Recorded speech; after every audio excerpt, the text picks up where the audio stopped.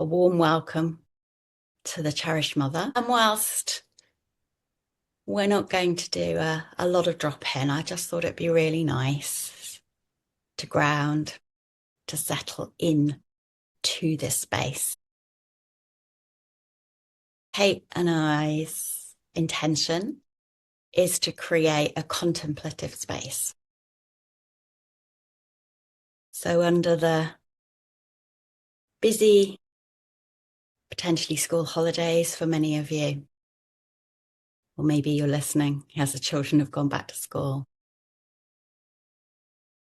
But let's just notice our shoulders. And no forcing. We're not trying to do a full meditation or anything. Just notice your shoulders. Notice the breath.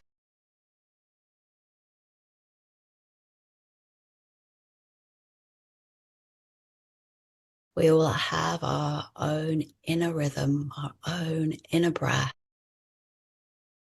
our own inner space. And maybe just take your hand and place it on your belly. It's so nice to connect. And just settle and feel your breath.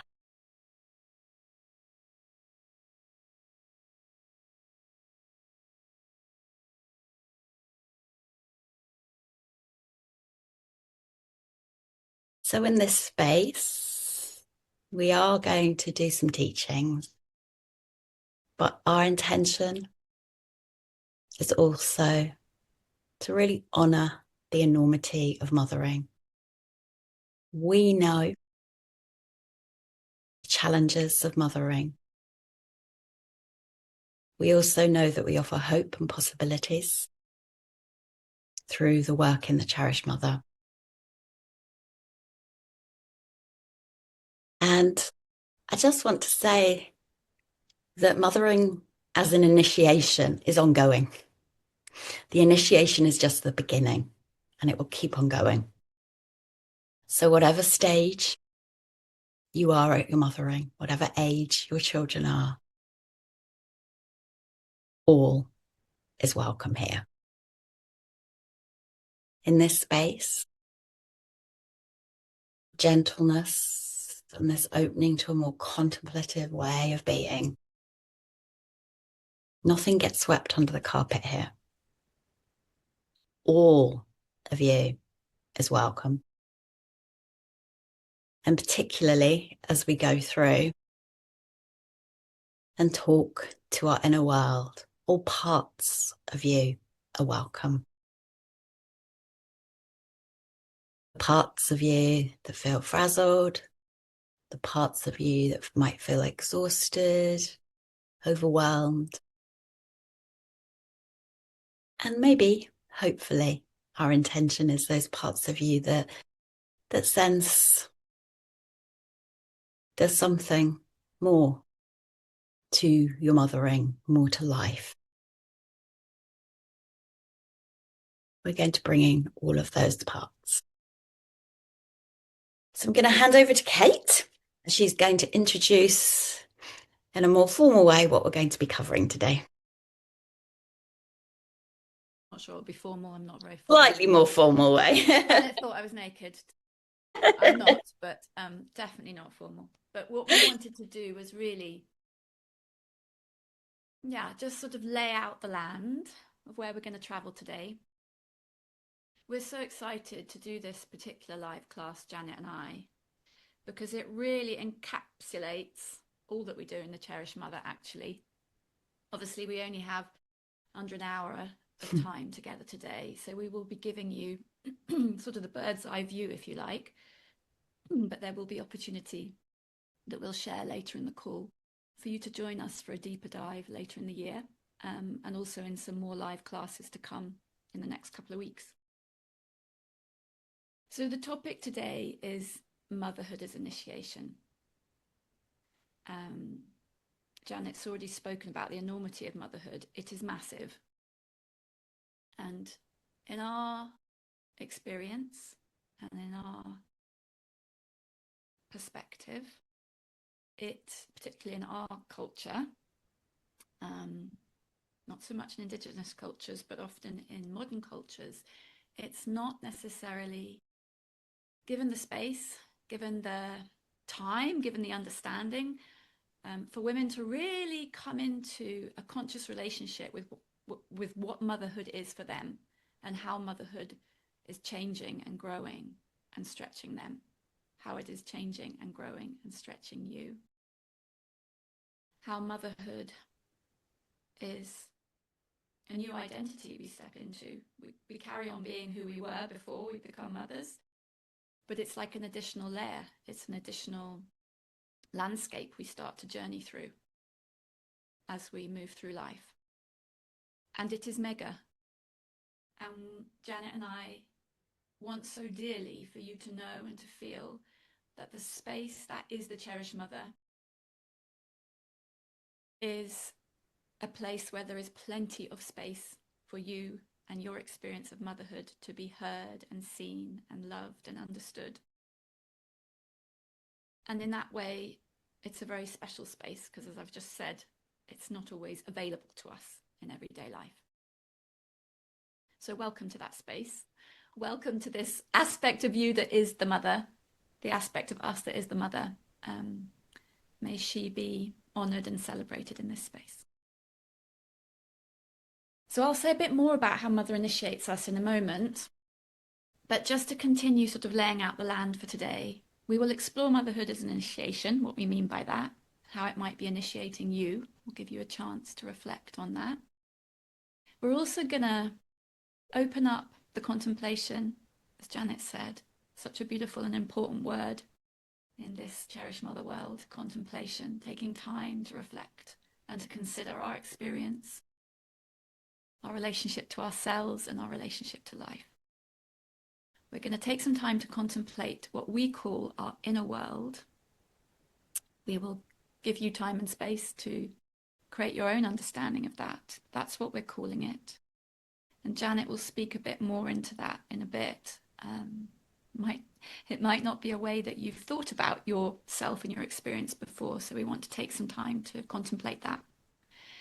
And we're also going to outline one other key teaching that we share in the Cherished Mother. Again, it will be top line teaching today, but there will be more to come. And that is the idea of sovereignty, of taking responsibility for ourselves and our experience, and really stepping in to the wholeness of who we are and all that comes with that. Yes, there is responsibility that comes with that, but there's also huge amounts of freedom. And we want to speak into that vision so that it may be a sort of a beacon for us all as we travel through this landscape to the Cherished Mother. So that's where we're headed. We can't wait to go on this journey today with you. And with no further ado, I am going to hand over to Janet I'm going to hand over to myself. Yeah. Let me just do that. Handing over. I'm going to hand over to myself and just talk a little bit more about soul initiation. And then, unless there was anything, Janet, you wanted to add at that moment. No, I just want to really, if I may, just say again this. I don't know, you said beacon or this light, maybe the sun, because it's been particularly sunny here in the UK, depending where you are. But we say that and other people are not in the sun. But just to really offer that light and that hope of sovereignty and hold deep in our hearts this feeling, this sense that life can feel better. It really, really can. Doesn't mean it has to be perfect. We're not talking about perfection. We're not talking about that, but just really wanted to reiterate what Kate said about that beacon of that light and holding that vision of sovereignty. Even though at this stage the word might not mean anything to you. And that's sort of part of the initiation as well, the initiation into sovereignty and what that might enable and what that might call forward, require of us to get there. Thank you. There's someone moving chairs around upstairs, which is really noisy for me. I hope it's not too noisy for others. It I was, can't hear anything. oh, good. Zoom is really good about cutting out noise, so you're good. So, coming back to this idea of motherhood as initiation, let me speak into that a little bit. I think all of you will already know this to be a fact. Just the very process of becoming pregnant, carrying a child, birthing a child is huge, and we can't not be changed by it. I mean, we will all know that. We'll all have our own experience of what it feels like to birth new life into the world. It can almost feel like we're entering a completely new territory, a new experience of life, and a new experience of ourselves, because we realize that we are actually portals for life itself. We are portals to something extremely magical. No one quite knows how life arrives on this planet apart from through these bodies, through these women's bodies. So you will already have a deep embodied understanding of how that process may have changed you and initiated you and opened you in ways, not literally just the physical way, but opened you to feelings, to experiences that maybe weren't available before. Deep, deep, deep joy, but potentially also deep fears, deep griefs. And we will talk more about those feelings as we explore our inner world. So that's one aspect of the initiation, this entering into a new identity as a mother. But what we've noticed through our own experience and through working with women is that motherhood offers this very intense opportunity to understand ourselves on deeper levels. And it won't always look like that. Motherhood often looks really difficult and challenging and overwhelming and overly intense and too much. But what we've come to see is that all of those feelings, when fully understood, actually are inviting us into to evolving and growing as women through understanding ourselves, through understanding what motherhood might be showing us or inviting us into.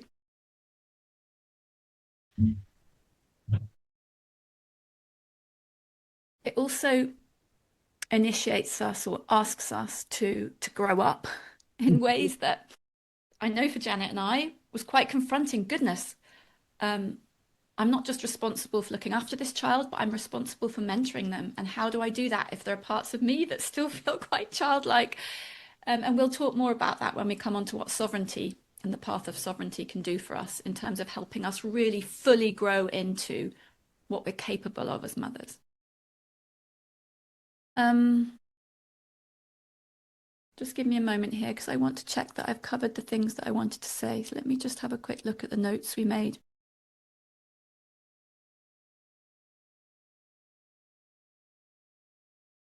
I want to also say what we're inviting you into here isn't for everybody, because it's quite possible to mother and be a mother and get through life fine.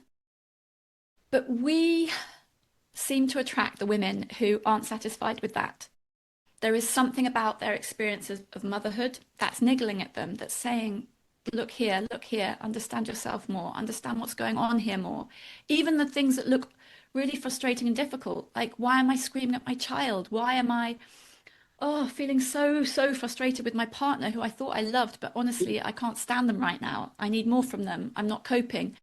All of these things are there as way markers or things that can reveal to us something deeper about ourselves. But as I say, it's not for everybody.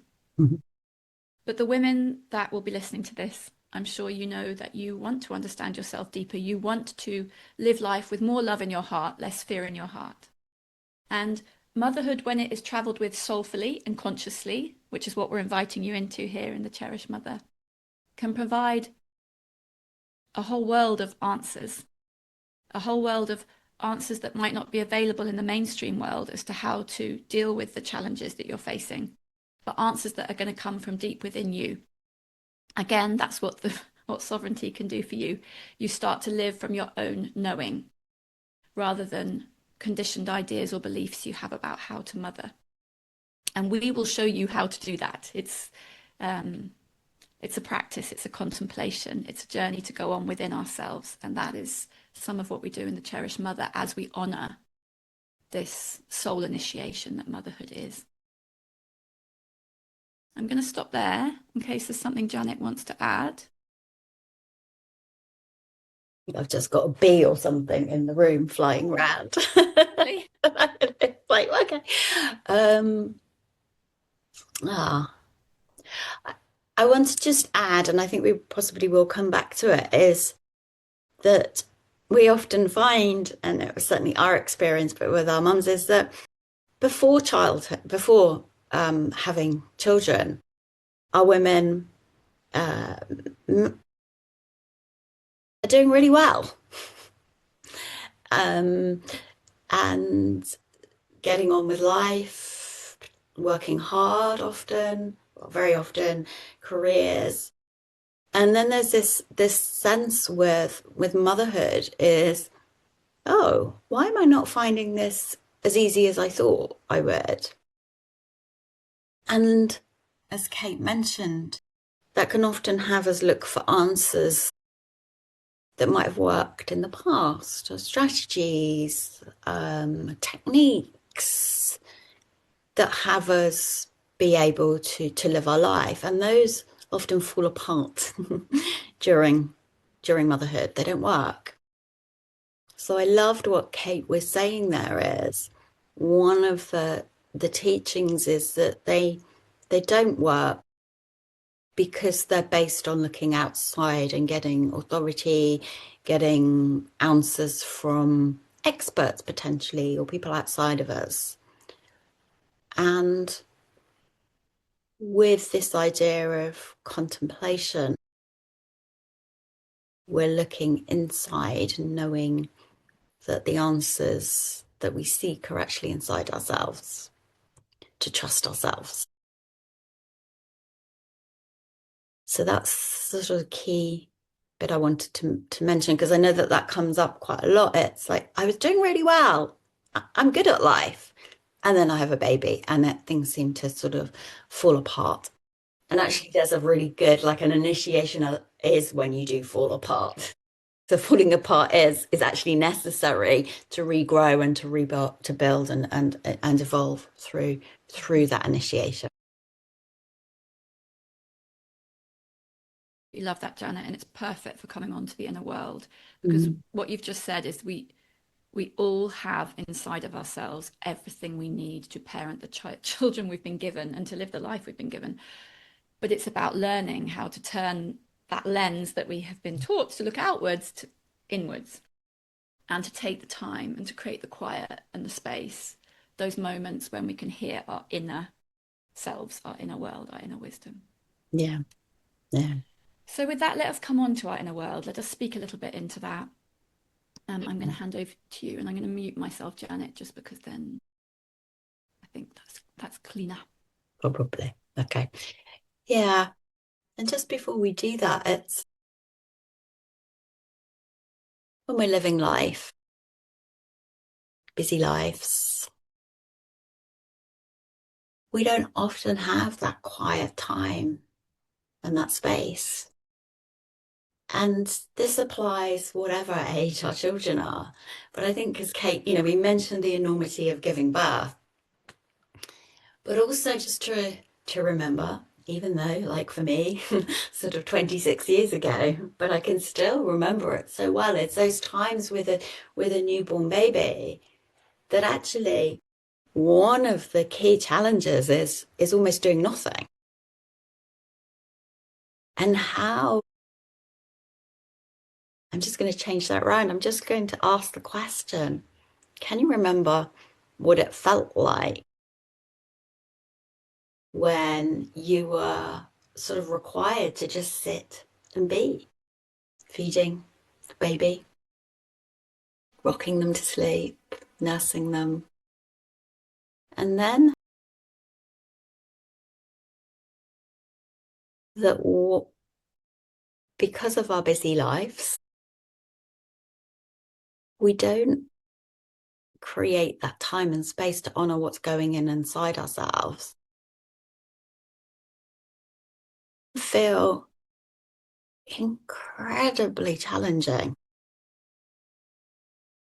to just be, just to really notice that. There may even be parts of you listening to this go, oh, come on, Janet, get to it. I want to tell me what to do. I just want to really honor that. So, as Kate so beautifully said, as we turn the lens from looking out and we turn it inside and we come into this space of our inner world, life flows through our inner world. Our experience of our life is coming through us, flowing through us.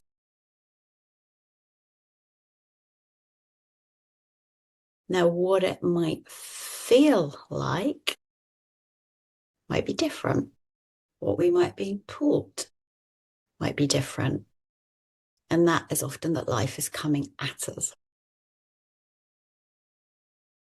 I'm just going to take a moment again to think about and feel the difference between our inner world and our experience of our life flowing through us compared to the idea that life is happening to us. And what Kate and I know is that when it feels, and it may not even be that it feels, it may even be that it is true to you that life is coming at us. We are in resistance to life. And that resistance to life creates constriction in us. It shuts us down. It closes us. So if we're constricted, and again, just take a moment to either think about that or feel it or see it, whatever works for you. For me, it's just sort of like literally kind of see it, a constriction inside, that tightening and that tightening. And what does that do to our inner world?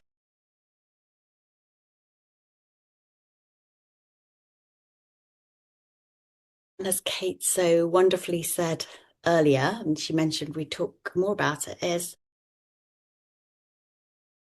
the range of our thoughts. And these are all parts of our inner world. The range of our thoughts, the range of our feelings, the range of our emotions, the range of our sensations naturally expand when we become mothers. And if we just think about that compared to how it might have been when we have this range of thoughts and feelings and emotions and sensations. And then when we have this sort of wide opening as a mother, we are being called to experience and feel such a wider range of those thoughts, feelings, and emotions and sensations. And all of those are parts of our inner world. So if we just take a moment and ask ourselves, what does our inner world as mothers and as women, it's really important because they're obviously just all parts of ours, what does it feel like?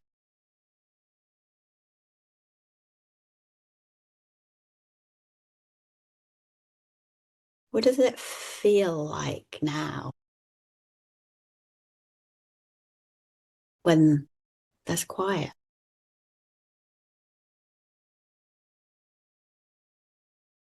What does it feel like inside of you?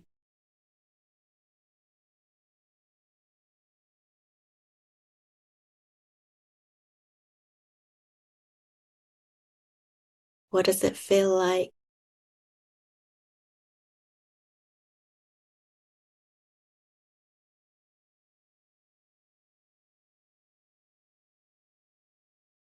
feel like just to sit, just to breathe, and just to be? And that is our inner world, inner landscape that we are talking about.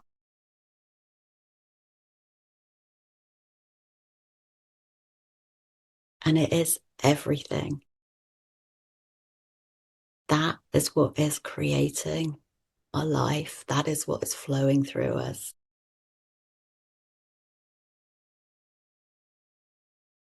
So, what I'd like to do now is probably sort of up the energy a little bit. And I don't want to put too many words to those range of emotions, but often, and I can't remember which ones you mentioned, Kate, but we talk about grief and love.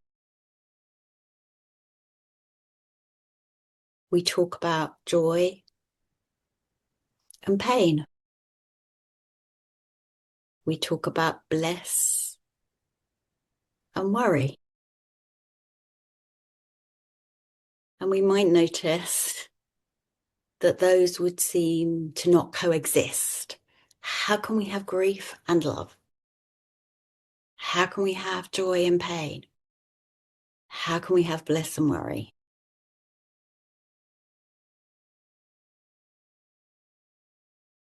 And underneath that inner landscape, that inner world, underneath those feelings and those emotions, there can be conditioned beliefs about ourselves and often conditioned beliefs about what the world is. There can be potentially some old wounds, some aspects of our life that have felt particularly challenging and painful. And as part of the initiation that Kate said, to evolve and to grow, we have to begin to look at those. Because nothing is going to really change, whatever strategies, whatever we change in the outside world, until we look deeper to those.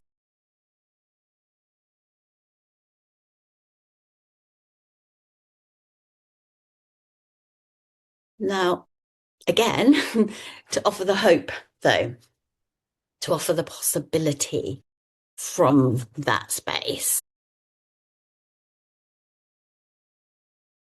So, Kate, I'd love I'd love you to just come in here, maybe, if that feels good. And also, it's all very well presencing these inner world and potentially, as we've said, about conditioned beliefs. But what do we know as that hope and that possibility as we not only look at the inner world, but then begin to take that responsibility for our inner world and begin to see that sovereignty is so hopeful. It isn't just a really good idea, It is way more than that. And it really allows for that inner world to be understood so that we can rise into sovereignty. Is there anything else that you'd like to add on the inner world spoken to? Maybe I'll simply reiterate something you've already said because it's such an important foundation.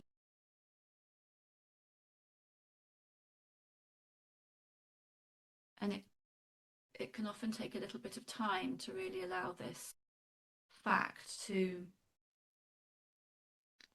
really drop in, become embodied within us. And that is that, and this is not just for women and mothers, this is for every human being.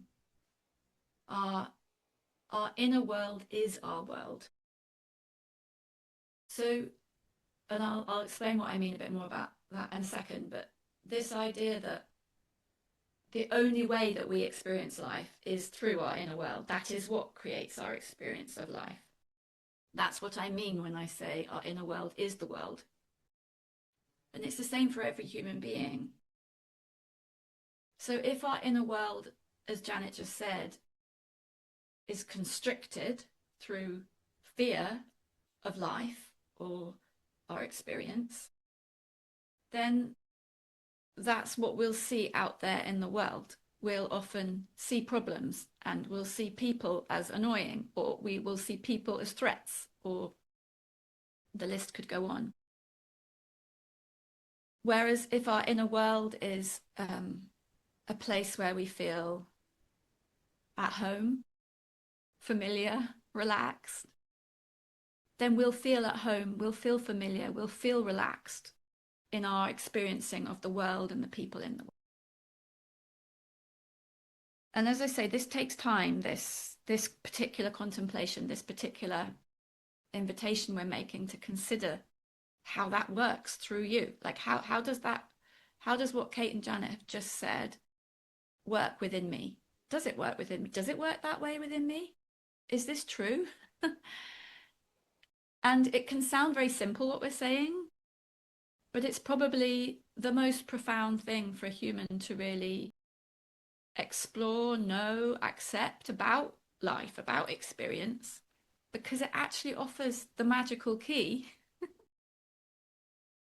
that we're all always looking for, because we love this idea that we want to be in control of life.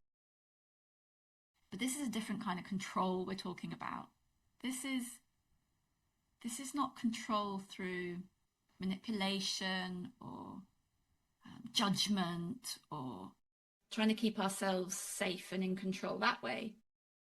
This is about, it's not even about control. It's about really partnering with life. And when I say that, I mean with life with a capital L, however it is that life happens.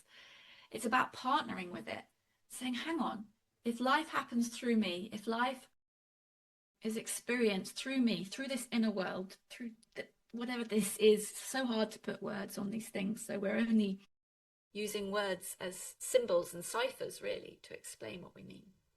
But let's just use inner world for now. If that is how our experience happens, then does it not make sense, therefore, to explore that world, understand that world, soften that world, make that world as open and receptive to life, as trusting as life as possible? And that doesn't happen like that. This does not happen with a snap of the fingers. We're not trying to just bypass here or sweep things under the carpet, as Janet said.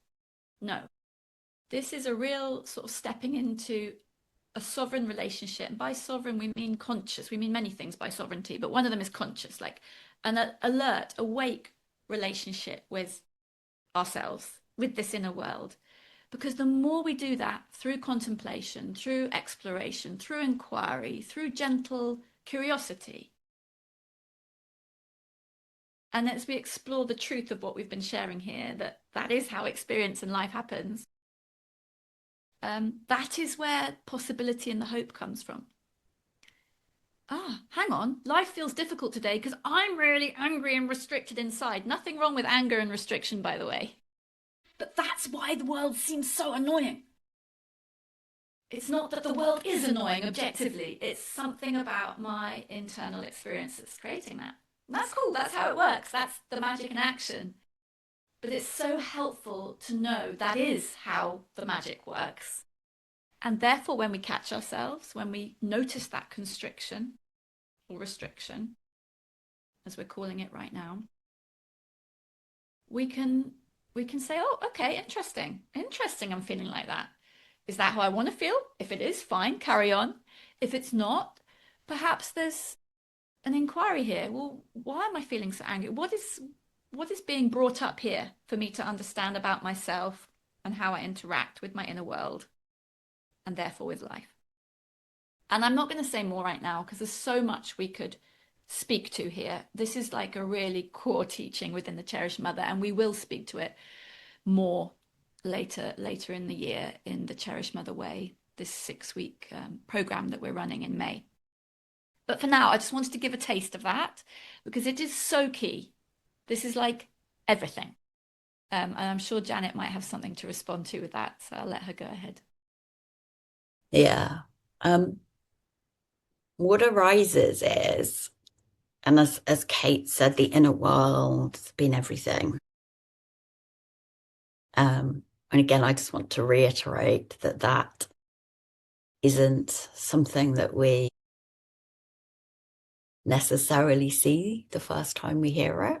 It can take time. But what I just wanted to presence is, Kate, like talking about it could seem like, well, because you said feeling anger and that constriction and that tightness inside of us. It's just like, oh, so the initially it could feel like we're saying, so I just need to be not angry. I need to be the opposite. Very tricky, very sneaky. And what I want to just say is that is our mind.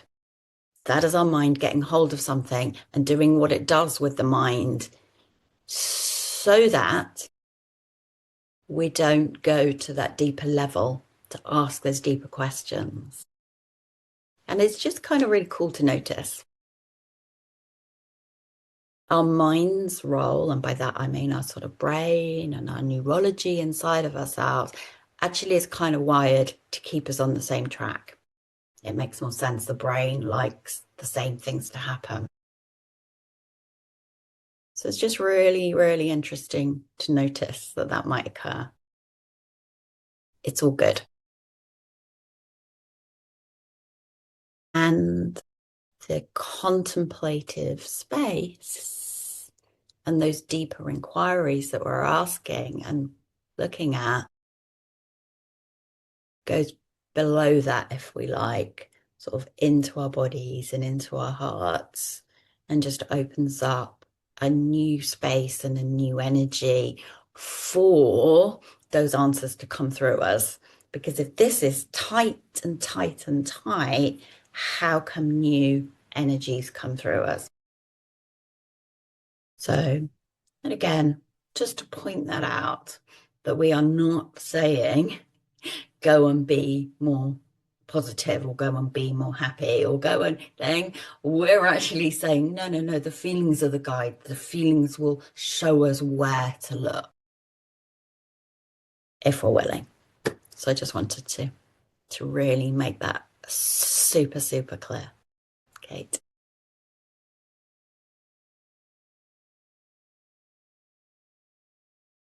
So is that a good time to move into a little bit more? I think we've talked to it a little bit more, but just a little bit more on sovereignty and how one of the aspects of being sovereign is really taking responsibility for this inner world. And to understand that that's not going to happen overnight. Because there could be some, we often talk about them as characters or parts of ourselves, potentially our inner child that is actually asking for some love and some tenderness. And that's what we mean when we don't sweep things under the carpet. We're not just saying, go and be responsible as of today and all will be well. We are very much saying this path, this healing, this understanding of our inner world does take time. And that when there is anger, when there is this sort of rage or screaming occurring, one of those reasons could be there's aspects of our childhood, aspects, and they don't have to be big trauma. We all create our inner world as we're growing up. But it's just really important to presence those different parts of ourselves that will come to the front and need our love and need our understanding, and particularly need a whole lot of gentleness, which is everything that we offer in the Cherished Mother. You've got this kind of initiation, this energy of us saying something, teaching something that is likely you've not heard before, which again is an initiation of itself, along with so much gentleness and tenderness for this inner world to bring it out, for it to be felt, for it to be understood in a space. So I just really wanted to presence those two things.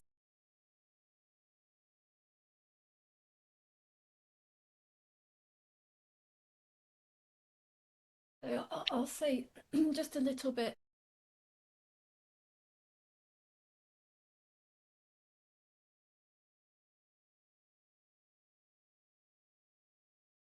because it's almost like it is the third piece of the pie. Got you've got the honoring of the fact that we all have souls that are seeking full expression in the world and seeking ultimately to be free of the things that restrict the soul. And the things that restrict it are the fear, the limiting beliefs, wounds that might want to be tended to. All that stuff restricts the soul. And yet what the soul is constantly looking for is ways to free itself. That's why the repeating patterns and the frustrations come up time and time again. And we're like, oh, have I not grown past this yet? Why can't I stop shouting at my kids? Why do I still get irritated by the same things or whatever it is? That is our soul speaking to us. And then the second piece Janet's talking about is the importance of understanding our inner landscape. Like it's a very rich, detailed place in there. There's many characters to meet, as she said, things to understand about ourselves. But the third thing that has to be there as far as we can see, otherwise we can get really lost in that inner world and it can feel like a dark, difficult place where there's no way, there's no map. It's just confusing, which is why most of us don't bother going into our inner space fully because it's like I don't know how to even begin with some of my stuff. And a lot of people go through life like that. But if we really want to live as a full expression of ourselves, which is what the soul wants, we do need to go into that inner world and understand ourselves fully. What we've known through our own journey is that sovereignty is a way of exploring what that is, what that part of us is that can actually hold ourselves as we make that journey is so important. Because, as Janet said, our brain is hardwired to keep things simple and safe, or as simple and safe as they can be. It will stop us doing that full exploration of our inner world because it's just too hard, too frightening, can't be bothered, whatever, haven't got time. There'll be all sorts of things that come up. But the sovereign part of us is the part that is clear on what needs to happen for our best selves to be here. It knows. And so connecting with that part of us helps give us a kind of a strength, a grounding, a North Star, um, it becomes it becomes the sort of loving, strong aspect of us that can hold us as we do this work of exploring our inner world so that we can express ourselves more fully. So sovereignty has to be part of this journey, which is why it's kind of the third, I said, piece of the pie. You could think of it as three pillars within the Cherished Mother, but it's also a really exciting aspect of the work we do with women because it's sovereignty helps us come into our fullness. It helps us come into a real sense of being at home in ourselves, of being confident in ourselves and our own knowing, both as mothers and as women and as humans. And it's almost like a reclaiming of ourselves from all the ways that, for better for worse, as children growing up, we absorb other people's beliefs. We absorb good ideas about how to do life or how life should look or how our life should look. And sovereignty is really about examining all of that, keeping the bits that work for us, letting go of the bits that don't, but starting to live in this more, there's so many words we could put to it, but grounded, clear, I say powerful way, but by powerful, I don't mean like bulldozing our way through life. I just mean a power that comes from just knowing ourselves really well, knowing what's for us and what's not for us, and stopping trying to conform to other people's perspectives on who we should be and what we should be doing with our life that keeps us small and keeps us living lives that aren't exactly how we want them to be. Um, and so it's kind of a truer way to live, which, of course, as mothers, is so vital for for for being the person we know we want to be for our children. We're already that, but this is about kind of it feeling really good as we do it. That's what we're all about in the Cherished Mother, making life feel as good as it can feel, which will include holding all of it, not making it perfect, as Janet said. That's not what this is about, but it's about enabling us to be more able to be with all of life, including the big challenges we face and the big griefs and sadnesses and heartaches, as well as the joys and the celebrations. So I'll stop there, but I wanted to really just paint a picture of sovereignty as something that's really wonderful and exciting and and a real path of sort of freedom and liberation.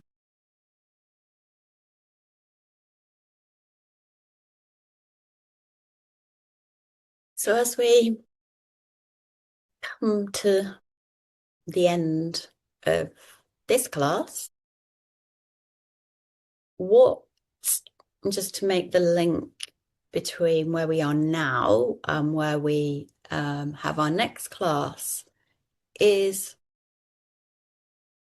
I think Kate more than me, but has alluded to this idea of these challenges, these repeating patterns, these behaviors that arise and causes frustration and causes challenge.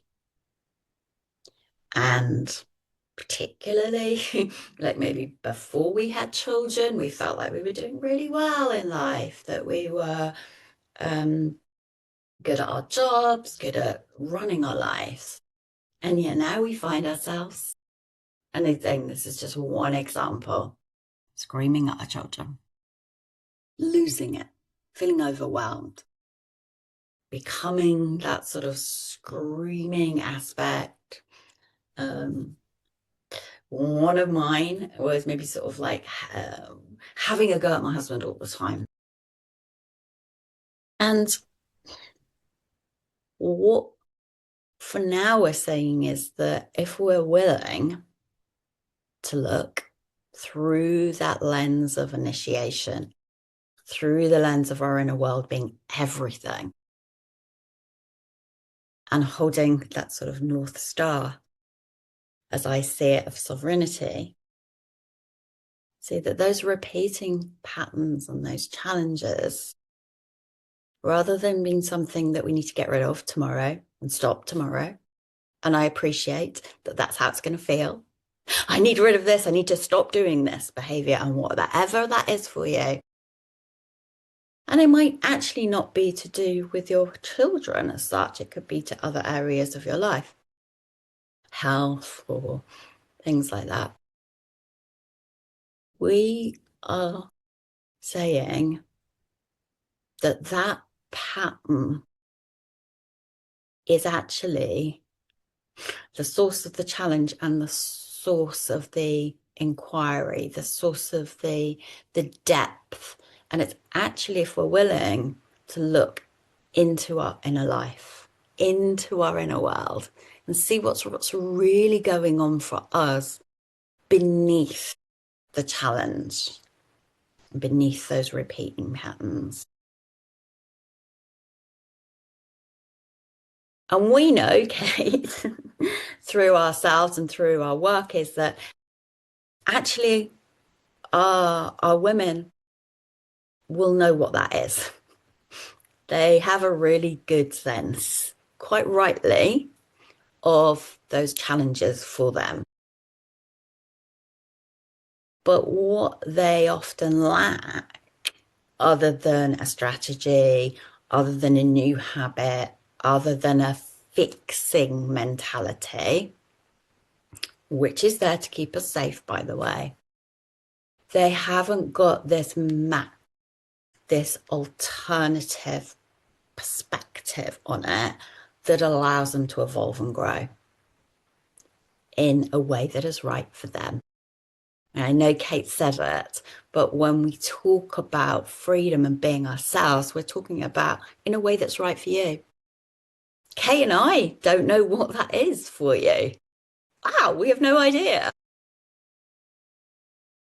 But what we do know is that through this internal contemplation, it kind of comes out of you because it's in you. It's there. So I just really wanted to say that. So sort of frustratingly, we're not offering an immediate kind of actually I'm making no you know yeah I'm gonna sort of take some of my own medicine and rephrase that is we are not offering an immediate fix to those frustrating patterns because we know that those just don't work. And what we are offering is a fresh perspective on those challenges. And rather than being something to avoid, we know that they offer such hope and such ease and such possibility.